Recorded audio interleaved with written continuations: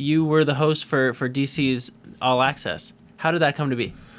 So DC All Access, their previous host left the show, and so they did a fan contest online.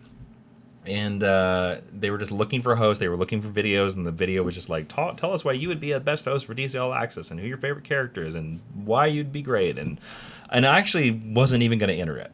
I was not going to enter at all, because I looked at it as like a contest where 30,000 people would enter it, and why the hell would they pick my video? Why am I going to waste that time? I was working on other stuff. And Ashley Robinson was the one that was like, oh, no, you should enter it. So I made this video. I did a bunch of stuff. I talked about my Kyle Rayner collection. And I said I grew up on a farm in Kansas, so I'm probably Superman. And, I love it. And then I said that I lived in Los Angeles, which I think was another key method. And then I got called in for an audition. And so I got to audition on the show. And one of the first questions was, who's your favorite character? Who's your favorite comic book character? DC comic book character. And I said Nightwing. It's my favorite comic book character of all time. It's Dick Grayson. And then I gave him a 30-minute explanation of why I think Dick Grayson is the greatest character in comic books, which I can give to you if you so like. I'm very passionate about it. I have a very detailed debate about why I think Dick Grayson is the greatest character in all of comic books. Give me the Cliff Notes. I'm curious just now. What is... All right, the Cliff Note version of that is that no matter how hard Batman tries, Batman will never stop crime. He will never fulfill his basic purpose. Crime is just always going to happen because humans suck. Yeah. That's why it's going to happen.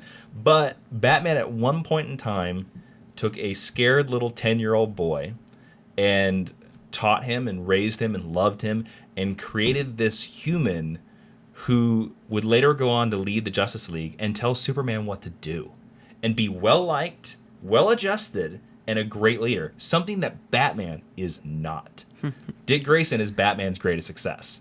It's true. And also the other idea is that Dick Grayson's the first comic book character we really get to see grow up. Now, a lot of people will argue Peter Parker, but we meet Peter Parker at 16. We meet Dick Grayson at 8 or 10, depending on which origin you see. We meet Dick Grayson as a child. Yeah. We meet Peter Parker as a teenager, and we see Dick Grayson become an adult. Yeah.